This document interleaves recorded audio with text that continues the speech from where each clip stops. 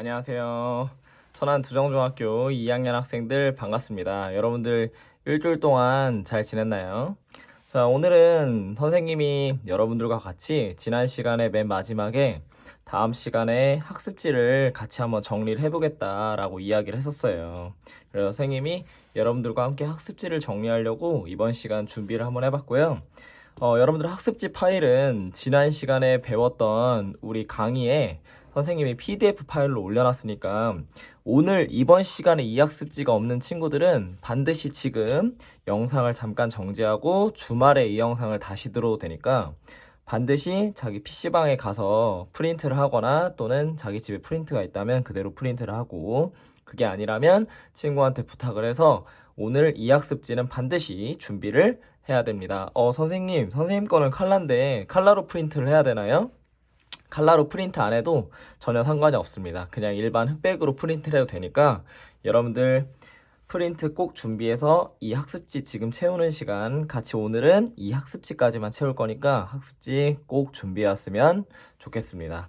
자, 선생님이 미리 좀 내용이 적혀 있는데 여러분들하고 영상 찍는 거 연습하다가 좀 적혀 있는 거거든. 이따가 다시 한번 여러분들과 같이 설명할 거니까 그대로 이어서 따라오면 되겠습니다. 자, 이번 시간에 여러분들과 학습할 내용은 바로 지난 시간까지 여러분들과 같이 배웠었던 제조기술에서 첫 번째 시간부터 재료의 이용과 특성의 맨 마지막 부분까지 여러분들 그 부분까지 함께 학습지를 통해서 정리하는 시간이고요.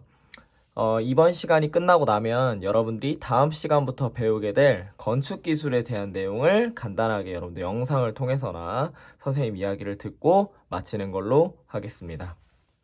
자, 메뉴에 보면 자기 학년반 번호 이름 있지? 자기 학년반 번호. 선생님은 2학년 10반 1번이라고 썼습니다. 자기 학년반 번호 맞는 거 쓰고 이름 쓰고 오늘 날짜 지금 내가 강의 듣고 있는 날짜 쓰면 되는 거야. 주말에 들었다면 주말에 듣고 있는 날짜를 써도 전혀 상관이 없습니다. 오늘 듣고 있는 이 날짜 쓰고 여러분들 지금 이 학습지는 우리가 학교에 오고 나서 여러분들이 수행평가로서 제출하게 될 거니까 반드시 잘 꼼꼼하게 보관을 했으면 좋겠고 이렇게 선생님처럼 이런 판에다가 직접 선생님은 지금 필기 때문에 이 판을 쓰고 있는 건데 이게 없고 여러분들 평소에 보관할 때는 이런 클리어 파일이나 얇은 파일이나 아니면 두꺼운 파일 같은 거 있죠?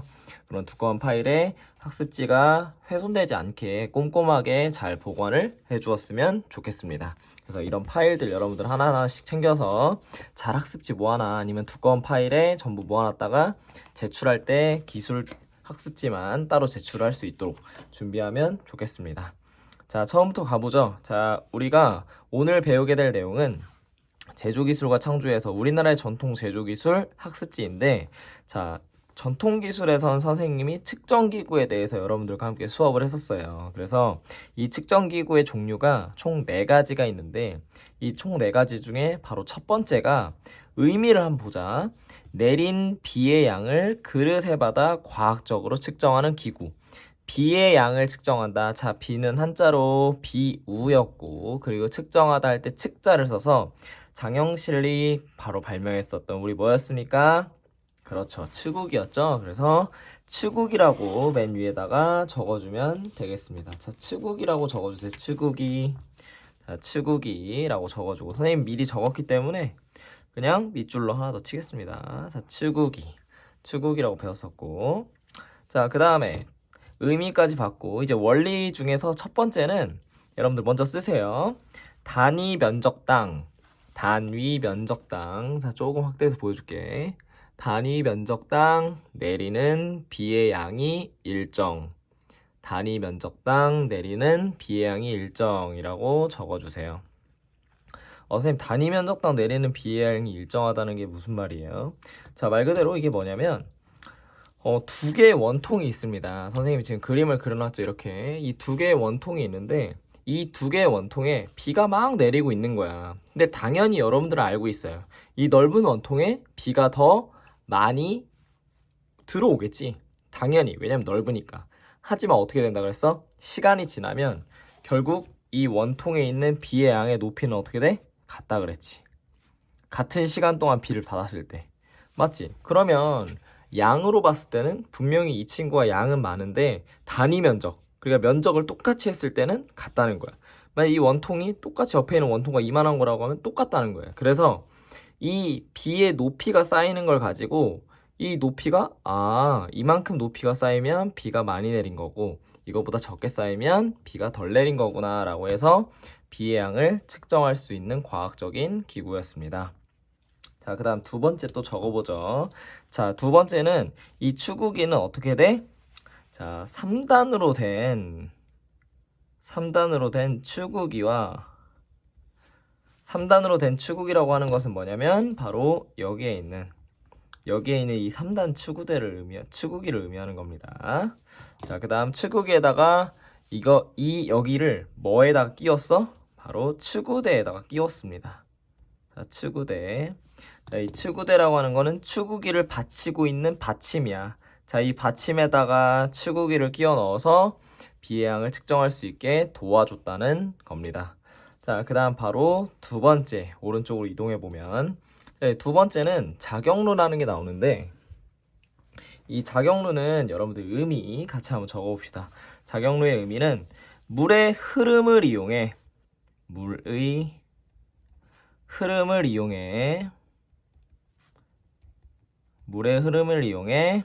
시간을 알려주는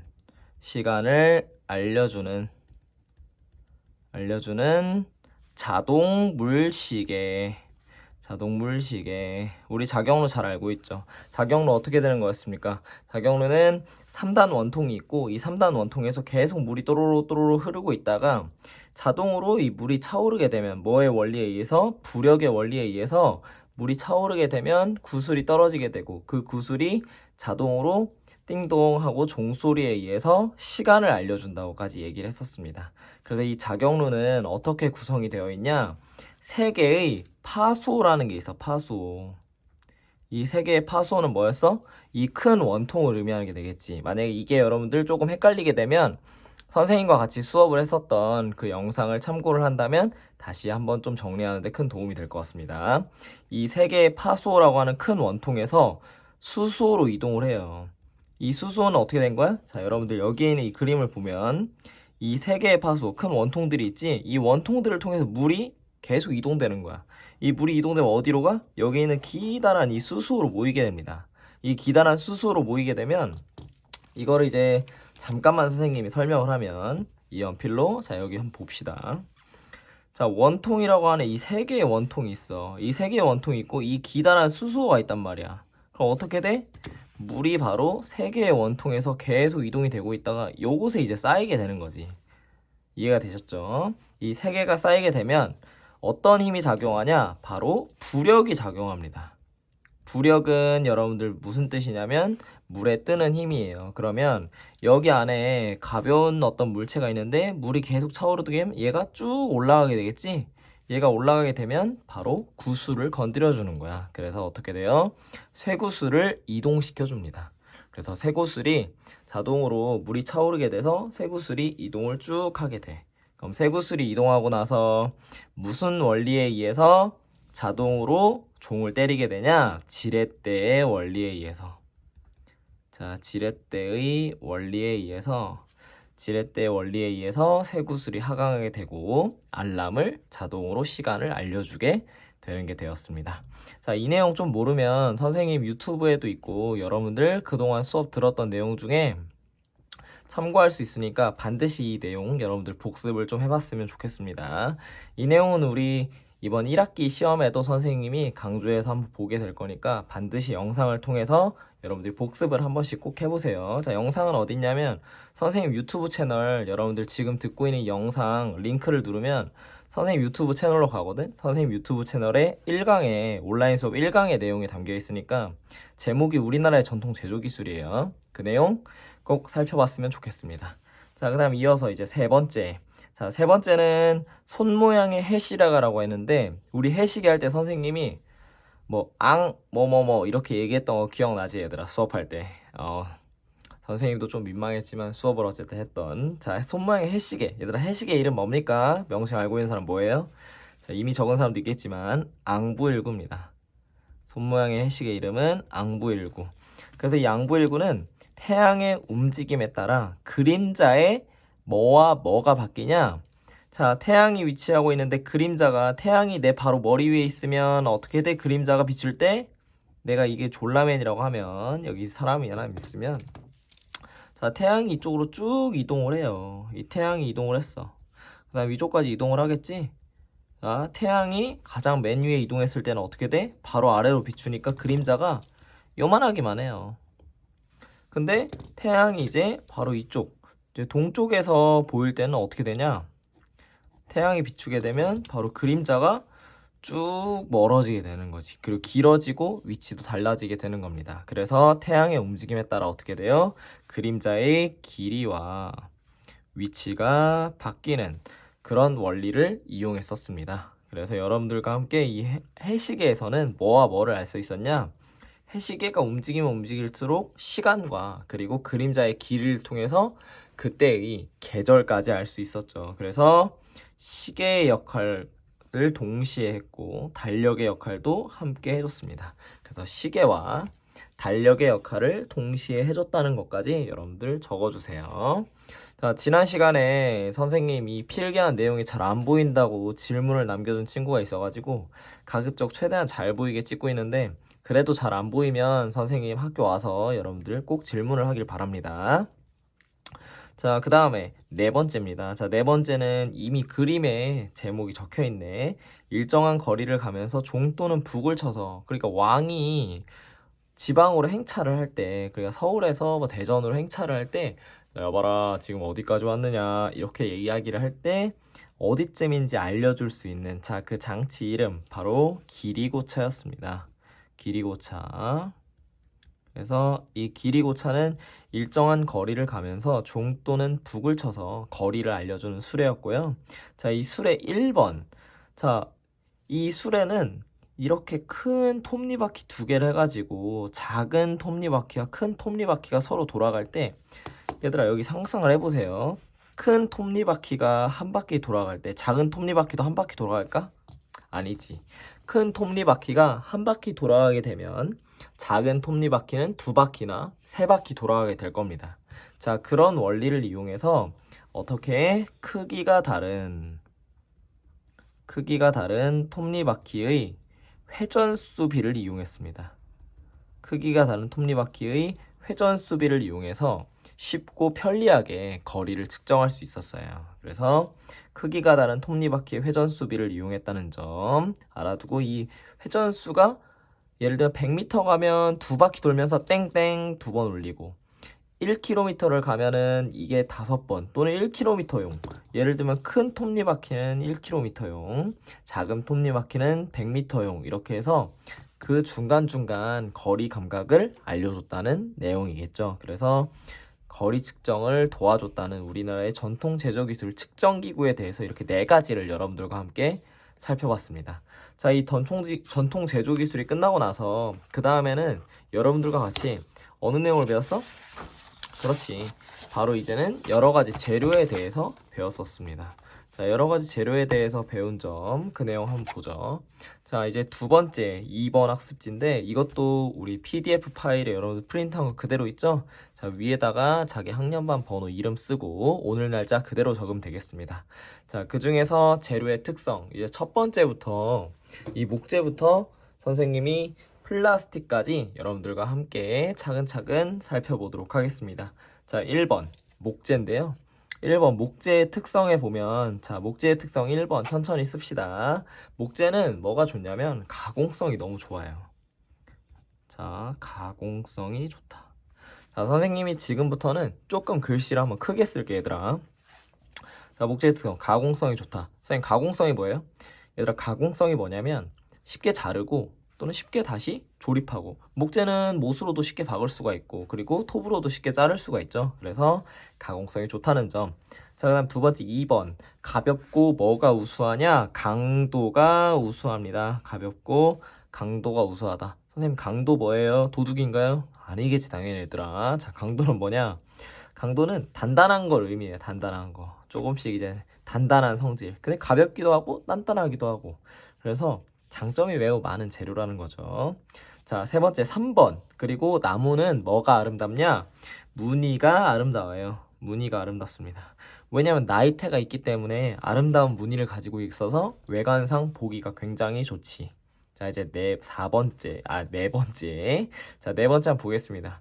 그리고 얘들아, 선생님이 그냥 영상 듣는 친구들한테 얘기를 하는 건데, 우리 아마 매 시간 우리 중학교 2학년 친구들, 기술 친구들 지금 수업 열심히 많이 듣고 있을 거예요. 네, 선생님이 이제 너희들 만난 지 벌써 온라인 수업으로 만난 지 한 달이 넘었잖아? 그래, 이제 선생님도 조금은 말을 좀 편하게 하기도 하고, 여러분들랑 가끔 반말도 하고 하면서, 원래 선생님은 수업 때 같이 이야기하고 소통하는 거를 좋아하는데, 그런 소통이 안 되니까, 나름대로 선생님 찍으면서, 영상 찍으면서 기억나는 거 있으면 조금 드립도 치고 하겠습니다. 좀, 선생님은 즐겁게 수업하는 걸 바라는데, 이런 온라인 수업은 좀 즐겁게 수업하기에는 다소 좀 부족한 컨텐츠인 것 같아요.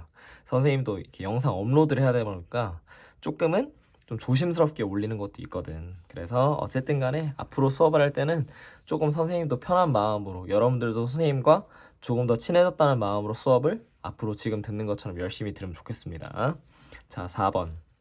자, 4번에 이 세 가지가 우수하다고 하는데, 세 가지 이어서 쭉 쓰겠습니다. 자, 첫 번째 단열, 두 번째는 방음, 그 다음 세 번째는 절연 효과라고 쓰겠습니다. 절연 효과. 자, 조금 더 확대해서 보여줄게. 이렇게 단열, 방음, 절연 효과가 우수하다. 자, 선생님 단열이 뭐예요? 열을 차단하는 거야. 선생님 얘기했지. 나무는 불에는 쉽게 타지만 뜨거운 거는 쉽게 전달을 하지 않는다고. 그게 바로 단열이에요. 뜨거운 거를 차단하는 거. 자, 방음. 얘들아, 방음 알고 있지? 방음 뭐예요? 소리 막아주는 겁니다. 절연 효과, 전기가 통하지 않는 거예요.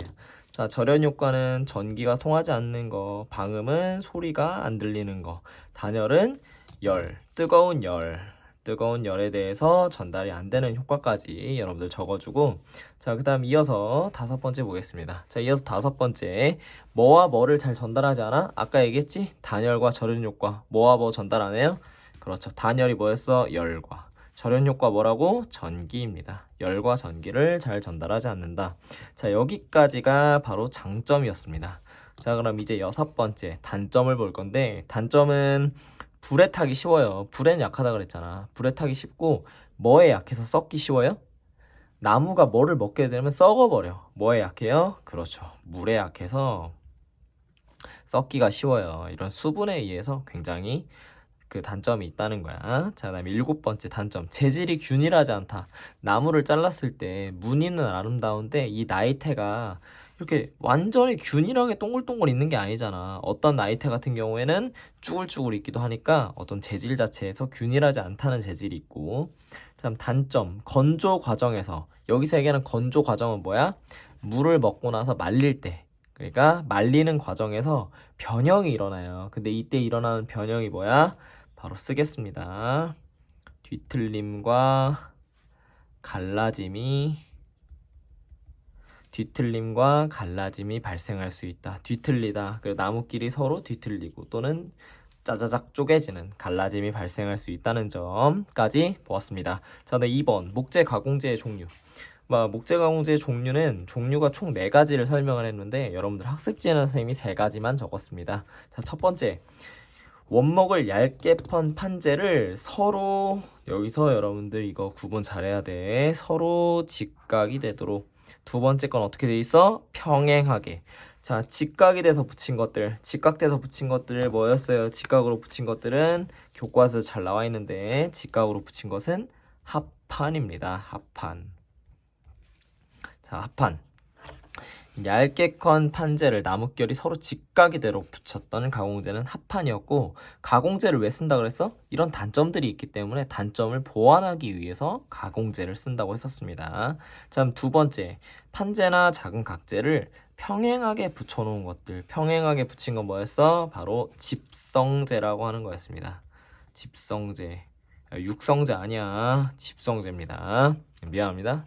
그래서 집성재. 평행하게 압착하여 붙인 가공재가 바로 집성재다라고 적어놓고, 자, 근데 나무를 이렇게 예쁘게 잘라서 썼어, 가공재로. 근데 쓰지 못하는 부스러기들이 있을 거 아니야?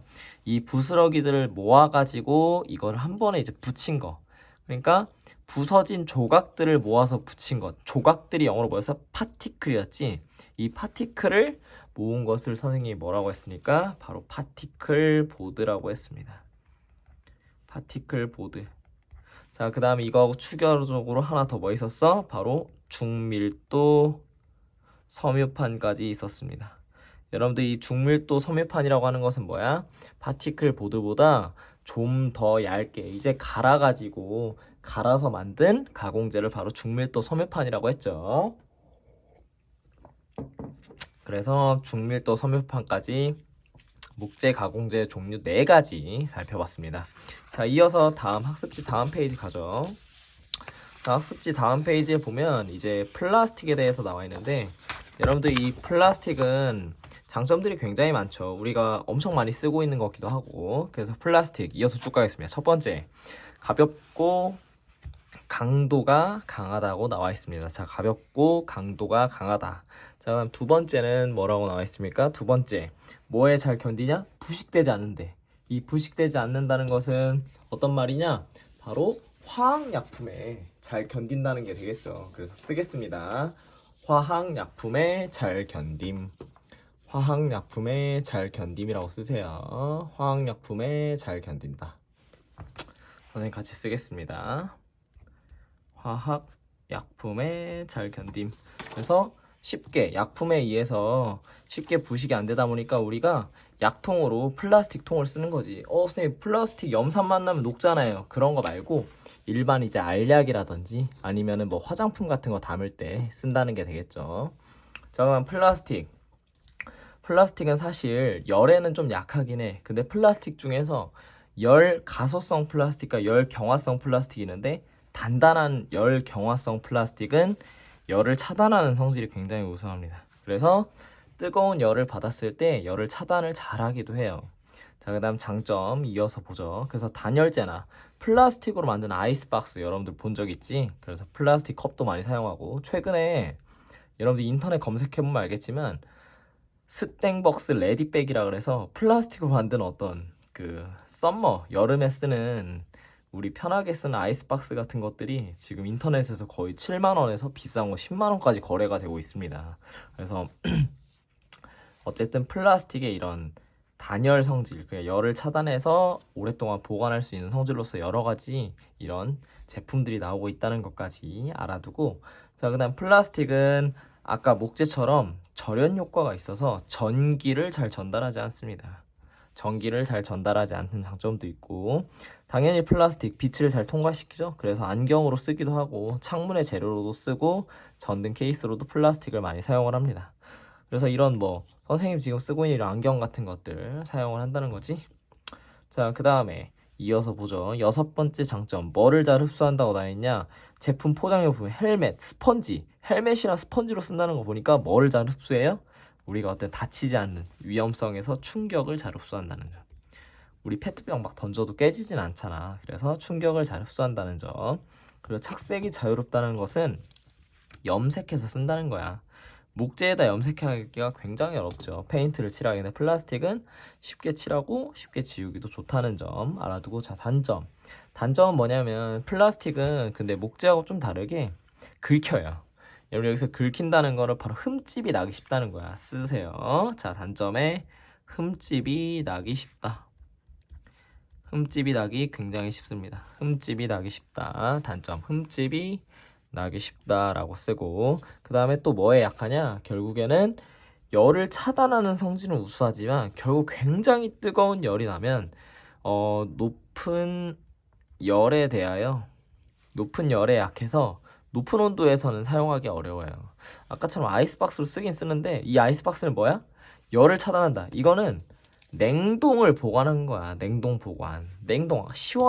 시원하게 보관하기는 좋지만, 시원하게 보관할 때는 용이하지만 굉장히 뜨거운 열이 되게 되면 플라스틱이 자동으로 녹아버리죠. 그래서 높은 온도에서 사용하기는 어렵고, 자연에서 선생님이 중요했던 부분, 자연에서 분해가 되지 않아서 뭐를 일으킵니까? 그렇죠. 환경 오염을 일으키기가 쉽습니다. 자, 환경오염을 일으키기 쉽다. 그래서 플라스틱의 종류 이제 두 가지 볼 건데 선생님이 열에 대한 성질에 따라서 열 가소성 플라스틱과 열 경화성 플라스틱이라고 했는데 말랑말랑한 플라스틱을 뭐라 그랬어? 당연히 열 가소성 플라스틱이라고 했었습니다. 자, 열을 가하면 녹거나 부드러워졌다가 식으면 다시 굳어지는, 그러니까 재활용은 가능하지만 열에 약한 것들, 이런 것들 대표적으로 물통이나 화장품 용기, 장난감 이런 것들이 있는데 이런 것들을 우린 뭐라고 부르냐? 바로 열 가소성 플라스틱이라고 해요. 열 가소성 플라스틱. 왜냐면 상대적으로 좀 더 물렁물렁하고 말랑말랑한 플라스틱들을 의미를 한다고 했었죠. 자, 그럼 당연히 옆에 있는 건 자연스럽게 뭐겠어? 열 경화성 플라스틱입니다. 열 경화성 플라스틱인데 한번 굳고 나면 다시 열을 가해도 쉽게 녹지가 않아요. 그래서 그냥 타버리는 성질을 가진 플라스틱을 열 경화성 플라스틱이라고 합니다. 그래서 선생님 이 종류 밑에 중간에 나와 있는 종류에 대해서 다 알아야 되나요? 이 종류까지는 여러분들이 중요하지 않으니까 이 종류는 중요도 중요하지 않음이라고 간단하게 써두세요. 여기까지 여러분들이 아직 알아두기에는 다소 조금 성급한 것 같아요. 그래서 고등학교 전이나 아니면 선생님이 중학교 3학년 그때 수업 때 여러분들을 다시 한번 만나게 된다면 그때 자세하게 설명을 하고 학교에서 만났을 때 또다시 설명을 해주겠습니다. 자, 그 다음 플라스틱까지 여기까지 살펴보고 여러분들이 이용되는 분야는 한번 여러분들이 참고로 한번 보세요. 자, 이제 세 번째로 가게 되는데 바로 금속이라는 것이 나와 있습니다. 금속. 자, 플라스틱과 같이 굉장히 많이 사용하고 있는 재료 중에 하나인데 이런 금속은 선생님이 지난 시간에 영상을 봤었던 신소재와 함께 연결이 되는 부분이 있으니까 자, 오늘 자세히 한번 봅시다. 자, 금속. 자, 금속에도 똑같이 플라스틱처럼 특성을 살펴봐야지. 자, 금속의 특성은 적으세요. 수은을 제외한 모든 금속은, 얘들아 금속이 고체, 액체, 기체 중에 무슨 상태입니까? 우리 2학년 여러분 무슨 상태예요? 그렇죠. 상온에서 고체 상태입니다. 수은을 제외한 모든 금속은 상온에서 고체 상태이고 다른 재료에 비해 적으세요. 강도와 경도가 높다. 강도와 경도가 높다. 자, 선생님 강도와 경도 차이 뭔가요? 강도, 경도 뭔가 둘 다 단단한 건 단단한 것 같은데 과연 뭔지 한번 적어보겠습니다. 강도는 말 그대로 강도, 강한 거야. 자, 적으세요. 물체의 강한 정도. 물체의 강한 정도. 물체의 강한 정도인데 이 물체의 강하다는 것 일단 강도를 좀 보고 선생님이 예시는 이따가 설명해 줄게. 자, 그 다음에 경도. 경도는 뭐냐? 물체의 단단한 정도. 물체의 단단한 정도. 자, 선생님 그러면 이거 대체 무슨 말이에요? 무슨 말인지 모르겠는데. 자, 물체가 강하고 단단하다는 거는 뭐냐면 물체의 강도가 강하고 단단하다. 뭐 똑같은 말인데요? 선생님 이거 어떻게 알아요? 자, 일단 이거 확대해 줄 테니까 이 내용 그대로 적으면 됩니다. 물체의 강한 정도, 물체의 단단한 정도. 자, 이것은 예시를 선생님 뭘로 들 거냐면 바로 유리로 들 거예요. 유리. 자, 유리로 들 건데 위에다가 쓰세요. 자, 유리는 뭐냐? 강하다는 것은 쉽게 깨지지 않는 거야. 쉽게 깨지지 않는다는 것. 자, 이 말은 뭐냐면 유리는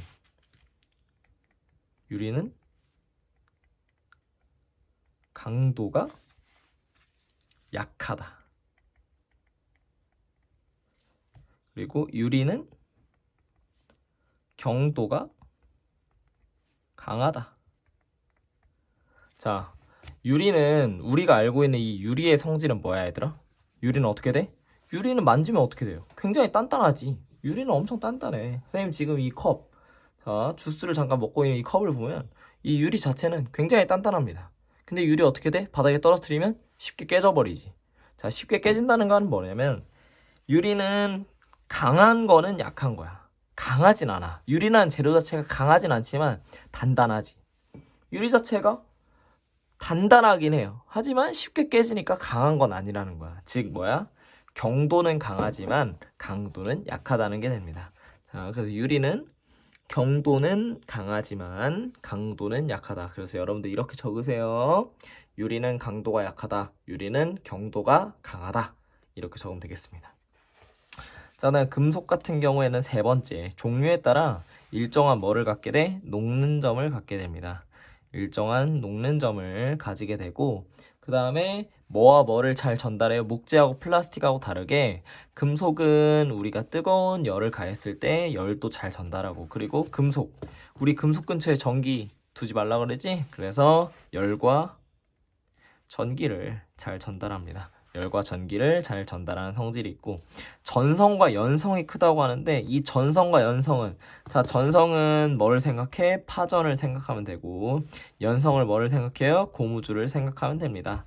자, 전성은 파전이라고 선생님이 우황청심환 얘기를 하면서 막 엄청 떨리고 할 때 우황청심환 하나씩 먹는데 그 껍데기가 금색으로 되어 있죠. 근데 이거 다 금이라고 그랬어? 금 아니라고 그랬어? 금이라고 그랬지? 하지만 전성이 굉장히 뛰어나기 때문에 얇게, 엄청 얇게 펼쳐가지고 그 주변을 테두리로 감쌌다고까지 얘기를 했었습니다. 그래서 전성에 쓰세요. 잘 펴지는 성질. 전성은 잘 펴지는 성질이고, 연성은 뭐야? 잘 늘어나는 성질. 자, 전성은 잘 펴지는 성질, 연성은 잘 늘어나는 성질. 자, 이렇게까지 여러분들 적어주고 다음 장 바로 가겠습니다. 금속의 특성 5가지 살펴봤으니까 다음 장이야. 자, 이제 금속의 종류를 볼 건데, 이 금속의 종류는 여러분들한테 자세히 안 봤기 때문에 이번 학습지를 통해서 조금 열심히 공부를 해봐야 되는 부분이에요. 자, 금속은 철금속과 비철금속이라고 나와 있는데, 철금속은 말 그대로 여기 안에 뭐가 들어가 있는 거야? 철이 들어가 있는 거야. 철이 들어가 있는 거. 비철금속은 뭐야? 철이 없는 거예요. 철이 없는 거. 여러분들처럼 철 없는 친구들 이런 얘기 하는 게 아니야. 철이 없는 것이 바로 비철금속. 그리고 철을 가지고 있는 것은 철금속이라고 합니다. 그래서 철금속의 종류 여러분들 하나하나 쓰면서 한번 살펴보죠. 종류 첫 번째는 뭐냐면 특성을 보면 알 수 있어. 특성. 불순물이 포함되지 않은 순수한 철. 얘다 순수한 철이라고 했으니까 뭐라고 약자로 쓸 것 같아요? 순수한 철. 줄여서 뭐라 그럴 것 같아? 그렇죠, 여러분들. 정확하게 지금 잘 얘기하고 있는 친구들이 있는데, 순수한 철은 뭐라 부르냐? 바로 순철이라고 불러요. 자, 순철 쓰겠습니다. 순수한 철, 순철. 그래서 불순물이 포함되지 않은 순수한 철이 바로 순철이고, 용도는 특성은 연하고 강도가 약해요. 철만 있으면 엄청 셀 것 같은데? 아니야. 오히려 더 쉽게 녹슬고 더 쉽게 깨져버린다는 거야. 그래서 연하고 강도가 약하기 때문에 보통 실험용으로만 쓰긴 합니다. 근데 우리가 지금 많이 쓰고 있는 철근이나 볼트, 너트 등의 기계 부품, 기차 레일로도 들어가고, 그리고 여기에 가공성도 좋고 강도와 경도도 우수한 철에 약간의 불순물과 탄소를 집어넣은 게 있어. 자, 탄소를 집어넣었어. 자, 우리 철 얘기할 때 강철 얘기하지? 탄소 플러스 강철. 탄소 플러스 강철이라고 그래서 탄소를 집어넣게 되면 뭐라고 부르냐? 바로 탄소강이라고 불러요. 탄소강. 얘들아, 이거는 정말 신기한 건데, 우리가 알고 있는 물질 중에 가장 단단한 물질 뭐예요? 여러분들. 자, 아이언맨에 나온 뭐 비브라늄 이런 거 얘기하지 말고, 어벤져스 말고, 우리가 알고 있는 엄청 예쁜 거, 결혼할 때 이 반지를 주곤 한대. 뭔가요? 그렇지, 다이아몬드지? 얘들아, 다이아몬드는 순수 탄소로만 이루어져 있습니다. 그러니까 그 얘기는 뭐냐면 지구상에서 가장 단단한 물질 중에 하나라고 하는 이 다이아몬드가 탄소로만 이루어져 있어. 그럼 그 얘기 뭐야? 탄소는 엄청나게 단단한 물질이라는 거지. 탄소 자체가. 그래서 탄소가 많이 들어가면 많이 들어갈수록 굉장히 튼튼해진다. 그래서 탄소를 집어넣어서 철을 강하게 만들어준다는 거야. 철에다가 탄소를 집어넣어서 강하게 만들어주는 것이 바로 탄소강이고, 이제 여기에다가 탄소를 더 많이 집어넣어. 그래서 여기 보면 여러분들 이 밑에 그림에 탄소 함유량이 있지. 탄소를 가장 적은 거는 철을 캔 그대로의 상태. 그리고 탄소를 중간에 좀 넣은 거는 뭐라고 불러? 탄소강이라고 부르지. 이제 순수, 탄소를 엄청 많이 넣은 거, 탄소양이 엄청 많아진 거를 우리 뭐라고 불러요? 지금 여기 보면 그렇지, 주철이라고 부르는 것이 있습니다. 그래서 여기는 주철이라고 쓰세요. 주철. 그래서 주철은 뭐가 되냐? 녹는 점이 낮아서 주조하기가 쉬워요. 주조. 선생님, 주조가 뭐예요? 녹여가지고 주전자처럼 부어서 모양을 만드는 거야. 그것을 우리는 주조라고 합니다. 자, 그래서 주철에 대해서 봤고, 녹이 잘 쓸지 않고 전성과 연성이 거의 없어서 잘 깨져요. 하지만 진짜 신기한 게 뭐냐면 다이아몬드도 마찬가지야. 다이아몬드도 엄청나게 단단해. 근데 단단한 거 유리처럼 쉽게 깨져버린다는 거야. 근데 주철도 마찬가지지. 근데 여러분들 이거 봐봐. 이 맨홀 뚜껑, 주철에 있는 게 바로 맨홀 뚜껑이지. 이 맨홀 뚜껑 잘 깨져요? 야, 뭐냐면 어떤 말이냐면 일단 겁나 단단해. 웬만하면 안 깨져. 근데 차라리 늘어나거나 자국이 남는 것보다는 깨져버린다는 거야. 탄소가 많으면. 그래서 탄소가 좀 적으면 가공성이 좋고, 탄소가 많으면 가공성은 떨어지지만 훨씬 단단하다는 게 되겠습니다. 자, 그래서 그 내용 쓰죠. 용도에는 먼저 첫 번째 맨홀 뚜껑. 우리 맨홀 뚜껑은 아주 대표적으로 잘 알고 있습니다. 맨홀 뚜껑 어떻게 생긴지는. 아까 지금 밑에서 그림도 많이 살펴봤잖아요. 그래서 맨홀 뚜껑으로 쓰기도 하고, 그 다음 추가적으로 뭘로 쓰긴 하냐면 가마솥이나 수도관으로 쓰긴 합니다. 우리 가마솥도 마찬가지지. 굉장히 단단하지만 우리가 망치로 때리게 되면 깨져버리는 특성을 가지긴 합니다. 그래서 가마솥과 맨홀 뚜껑으로 사용을 한다는 점 여러분들 알아두고, 맨홀 뚜껑 이렇게 생긴 거 우리 밑에서 볼 수 있잖아. 길 가다 보면, 길거리 가면 이런 것들 많이 보이죠? 그래서 이게 맨홀 뚜껑입니다. 다음 비철금속. 자, 비철금속의 대표적인 종류 두 가지 오늘 볼 거예요. 자, 비철금속의 별표 하나 치겠습니다. 대표적 두 가지. 먼저 내용 먼저 쓰자. 구리 먼저 쓰고, 자, 구리하고 우리 일반적으로 엄청나게 많이 쓰는 플라스틱과 비슷한 금속이 하나 있습니다. 플라스틱과 비슷한 건데 철이 들어가지 않은 금속. 단단하긴 해. 우리가 이걸로 호일도 만들고 뭐 엄청 많이 만들어요. 자, 뭐가 있냐? 바로 알루미늄입니다. 알루미늄. 자, 구리와 알루미늄을 먼저 쓰고 내용 보겠습니다. 자, 이 구리는, 그래서 구리를 왜 많이 쓰냐면 가장 좋은 거는 전기를 잘 전달해서 구리를 많이 써요. 그래서 우리가 고속도로나 일반 도로 가다 보면은 전봇대에 전기선들 있지? 이 전기선들이 전부 다 구리로 이루어져 있습니다. 그래서 전기 및 열 전도율이 좋고 전성과 연성이 좋아서 가공하기가 굉장히 좋아요. 근데 우리가 지금부터 알아둘 것은 바로 합금이라는 겁니다. 합금. 자, 이 합금이라는 건 뭐냐면 금속을 뭐 한 거겠어? 합이니까 금속을 뭐 한 거야? 뺀 거야? 합친 거야? 당연히 합친 게 되겠죠. 자, 금속끼리 합친 거야. 뭐와 뭐를 합쳤어? 구리와 아연을 합치게 됐어. 구리와 아연을 합치면 어떤 생각이 되냐? 바로 황동이라는 새로운 어떤 물질이 하나 생기게 됩니다. 합금을 시켜가지고 황동이라는 금속을 만든 거야. 어떻게 외우면 돼? 구리는 똑같이 써. 구리하고 아연을 합쳤대. 아황. 구리와 아연을 합치면 아황. 이렇게 외우면 되나? 아황.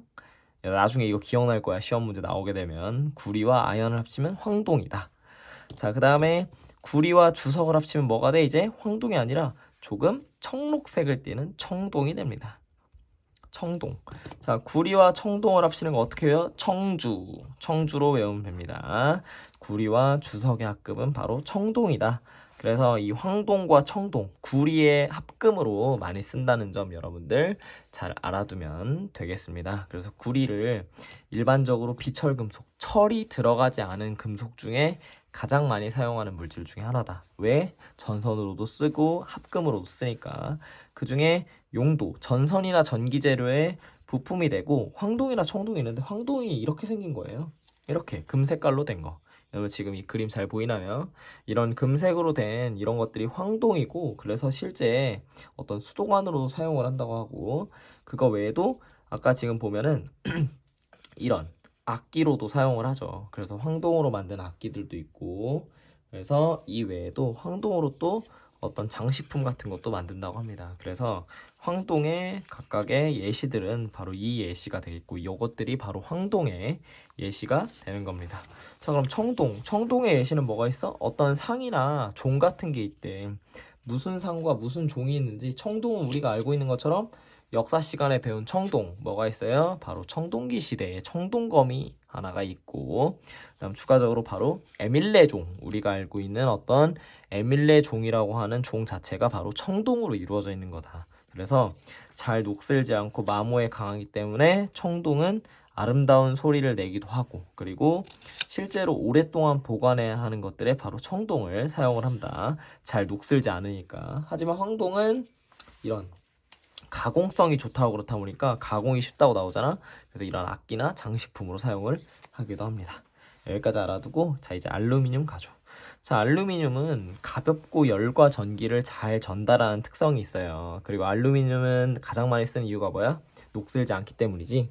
그래서 녹슬지 않는 특성을 가진 알루미늄으로 합금을 만드는 거예요. 그래서 이 알루미늄 합금은 가벼우면서 단단하고 강도도 꽤 큰 합금이 있습니다. 그래서 이 합금을 어디다 써? 먼저 알루미늄 가장 많이 쓰고 있는 거 뭐야? 우리 사이다나 콜라 먹을 때 쓰지? 그렇지, 음료수 캔에 씁니다. 식품 용기의 캔으로 쓰고, 건축 재료나 전기 재료 부품으로 쓰긴 하는데, 이 알루미늄 합금을 비행기에 쓴대. 비행기 어떻게 쓰냐? 자, 예시로 바로 이 그림을 가져왔습니다. 자, 비행기에 이 그림을 보면 여러분들 지금 보이는 것처럼 비행기는 하늘에서 천둥이 내릴 때 한 번에 팍 맞을 수 있어, 번개 칠 때. 그러면 이 알루미늄 합금을 사용해서 대체 어떻게 해서 활용을 하는 거예요? 자, 활용 방법은 뭘로 활용을 하냐? 이 비행기에 천둥이 쳤을 때 이 알루미늄 합금이 전기를 통하게 해. 선생님, 전기 통하면 안 좋잖아요. 근데 전기를 통하게 해서 어떻게 돼? 쉽게 흘려버려요. 이 알루미늄 합금이. 내가 전기를 모아서 그냥 흘려버리는 거야, 바깥쪽으로. 그러면 결국엔 뭐가 돼? 번개를 맞지만 맞지 않는 거지. 맞았지만 흘려버렸으니까. 그러니까 안에 있는 사람들한테 영향을 주진 않고, 그 주변에 있는 번개가 쳤을 때 안정적으로 비행을 할 수 있게 도와주는 것이 바로 이 알루미늄 합금이라는 것이 됩니다. 실제 이름은 뭐라고 부르냐? 옆에다가 괄호치고 쓰세요. 두랄루민. 괄호치고 두랄루민이라고 쓰세요. 두랄루민이라고 쓰면 되겠습니다. 자, 여기까지가 이제 여러분들과 같이 금속에 대해서 살펴봤던 시간이고, 자 이제 학습지 마지막 장 남았습니다. 자, 마지막, 얘들아 지금 벌써 40분째 녹화를 하고 있는데, 이 마지막 여기까지만 우리 빡세게 해서 힘나게 마무리하고 이번 수업 마치죠. 자, 마지막 장 봅시다. 자, 마지막 장 이제 신소재인데, 자, 신소재의 종류들 엄청나게 많이 있어요. 이 종류들만 먼저 하나하나 쭉 쓰고 가봅시다. 자, 첫 번째, 분해성 플라스틱. 자, 분해성 플라스틱은 뭐냐? 미생물이나 빛에 의해 분해되는 플라스틱으로서 요즘에 많이 쓰고 있는 플라스틱입니다. 자, 분해성 플라스틱은 용도 어디에 써? 빨대에 씁니다. 빨대. 우리 분해성 플라스틱으로 만든 플라스틱 빨대를, 우리 원래 지금 플라스틱 빨대 사용하지 말라 그러지. 왜 그래? 스땡벅스라는 우리 카페에서 빨대 안 쓴 이유가 뭐예요? 바다에 살고 있는 거북이들의 코에 빨대가 꽂혀 있대. 근데 빨대가 플라스틱으로 만들다 보니까 분해가 안 되는 거야. 그럼 어떻게 돼? 고통을 많이 오랫동안 받게 되겠지. 그래서 지금은 어떻게 해요? 이런 분해될 수 있는 빨대로 만들어 가지고 쉽게 녹기도 하고, 또 그리고 분해도 쉽게 빠르게 되니까 환경오염의 문제를 해결할 수 있는 장점이 있죠. 자, 두 번째, 바이오 센서인데, 자, 바이오 센서. 자, 신소재로 나온 건데 생물이 가지고 있는 기능을 이용해서 물질의 성질을 조사하는 기계예요. 자, 이런 게 바로 바이오 센서가 됩니다. 이 바이오 센서라는 새로운 물질은 우리 인체에, 그러니까 우리는 중금속 같은 것이 몸에 들어가면 안 좋다 그러잖아. 그래서 수은 중독 때문에 안 좋다 그러죠. 근데 이런 중금속을 쓰는 게 아니고, 이런 어떤 생물에 있는 그런 물질들을 이용해서 우리 몸에 들어가서 아픈 부분을 해결해 주는 것들, 그것을 바로 우리는 바이오 센서라고 하는 거예요. 그래서 이 바이오 센서라는 재료가 있게 되면 우리가 질병을 진단하는 데 큰 도움이 되겠죠. 그래서 의학 분야나 화학 분야에서 많이 사용을 하고, 탄소 섬유 강화 플라스틱. 선생님 아까 얘기했지. 탄소가 들어가게 되면 어떻게 돼? 굉장히 강해진다고. 그래서 아까 선생님이 탄소강에 대해서도 얘기를 했었죠. 그래서 플라스틱에다가 탄소를 집어넣어 가지고 강화시킨 것이 바로 탄소 섬유 강화 플라스틱이에요. 그래서 이런 것들 어디에 써? 비행기의 날개로 쓰기도 하고, 우리 운동할 때 배드민턴 라켓이나 테니스 라켓으로 사용을 하기도 합니다. 자, 그 다음 네 번째, 형상기억 합금. 네 번째 쓰세요. 형상기억 합금. 형상 기억학금은 뭐냐? 내가 원래 가지고 있는 모습을 기억하는 학금이에요. 그래서 내가 원래 가진 모습을 기억을 하게 되면 그 모습 그대로 돌아갈 수 있다는 거야. 예를 들면 뭐가 돼? 바로 요것들이 예가 됩니다. 자, 이 예시를 보면은 여러분 지금 화면 잘 보이나요? 자, 안경을 오래 쓰게 되면 태가 벌어지거나 휘게 돼. 우리 쓰고 있는 안경들 마찬가지잖아. 근데 형상 기억학금으로 만들게 되면 어떻게 돼? 내 체온에 맞게 다시 안경을 쓰면은 원래대로 돌아온다는 거야. 안경이 쉽게 늘어나지 않고. 그래서 이런 안경 같은 것들을 만들 때 형상 기억학금으로 만들게 되면 내 안경의 원래 상태를 선생님이 안경을 썼을 때 다시 돌아온다는 게 되겠죠. 그 다음에 그 외에 이제 소방관의 소방복에도 사용을 합니다. 그래서 높은 열, 그러니까 뜨거운 열. 평소에는 편하게 그냥 트레이닝복처럼 입고 있다가 소방관들은 불에 많이 가게 되잖아. 그러면 이 높은 불의 열을 받게 되면은 순간적으로 이 옷이 패딩처럼 팽창하는 거야. 그럼 어떻게 돼요? 공기층을 두껍게 만들어서 열을 차단하는. 그러니까 불과 싸울 때 큰 도움이 되겠죠. 온도에 따라서 그 상태를 기억하니까 뜨거운 온도일 때 팽창해야 된다는 기억하니까. 자, 그다음 교정기에도 사용을 합니다. 그래서 우리 체온에 의해서 원하는 상태로 이렇게 교정기가 조여지고 풀어지고 하는 그런 상태. 그리고 우리가 무거운 안테나를 만들 때도 이 안테나를 우주로 운반을 해야 돼. 왜냐면 우주에서 전파를 받아야 되니까. 그럼 어떻게 돼요? 처음에는 쭈글쭈글 막 만들어. 하지만 태양열을 받게 되면 원래 크기로 펴지게 도와주는 운반이 엄청 쉽겠지. 그래서 이런 네 가지의 성질로 쓰게 되는 게 바로 형상 기억 학금이다. 그래서 인공위성의 부품이나 인공심장, 안경테로 사용을 한다는 점 알아두고. 자, 그 다음에 다섯 번째 종류는 그냥 이름만 쓰겠습니다. 파인 세라믹스. 자, 파인 세라믹스는 뭐야? 자, 이것도 새로 나온 신소재인데 여러분들이 이 유래에 대해서는 몰라도 되고, 파인 세라믹스라고 이름을 지은 어떤 신소재가 있는데 그 신소재는 뭐가 돼요? 내열성이나 내식성, 절연성이 철보다 우수하다 보니까 이것을 통해서 인공 관절을 사용하기도 하고 절삭 공구, 즉 뭐 자르는 공구로도 사용을 한다게 된다는 거예요. 자, 이 파인 세라믹스에 대한 내용은 여러분들이 학교를 와서 선생님이 한 번 더 설명해 주겠습니다. 자, 결정화 유리. 선생님, 유리의 단점 뭐라 그랬어? 유리는 어떻게 된다 그랬어요? 쉽게 깨져버린다 했지? 열 처리를 해가지고 유리가 쉽게 깨지는 어떤 부분을 개선한 거예요. 그래서 쉽게 깨지지 않다 보니까 어디다 써? 건축재료, 방탄유리 같은 거 쓸 때 쓴다는 거지. 그 다음 조리용 냄비. 자, 우리 유리로, 요즘에는 유리로 만들어진 냄비도 많이 쓰잖아. 근데 열을 가했을 때 깨지지 않는 그런 조리용 냄비로도 사용을 한다는 게 되겠습니다. 자, 그래서 여기까지 이제 신소재의 종류에 대해서 쭉 살펴봤고 여러분들 이번 시간 우리 선생님과 함께한 내용은 여기까지인데요. 다음 시간에 이제 지금 여기까지 총 학습지 엄청 많이 봤지. 우리가 쭉 살펴본 학습지의 내용들 보면은 지금 우리나라의 전통 제조 기술부터 해서 재료의 특성과 이용까지 제조 기술에 대한 전반적인 내용을 살펴봤습니다. 자, 다음 시간부터는 우리가 여러분들과 뭐를 할 거냐면 이제 건축 기술에 대해서 살펴볼 거예요. 건축. 지금 제조는 무언가를 만드는 기술이잖아. 건축도 만들긴 만드는데 이제 뭘 만들어? 건물을 만드는 거야. 자, 건물을 만드는 건축 기술에 대한 내용.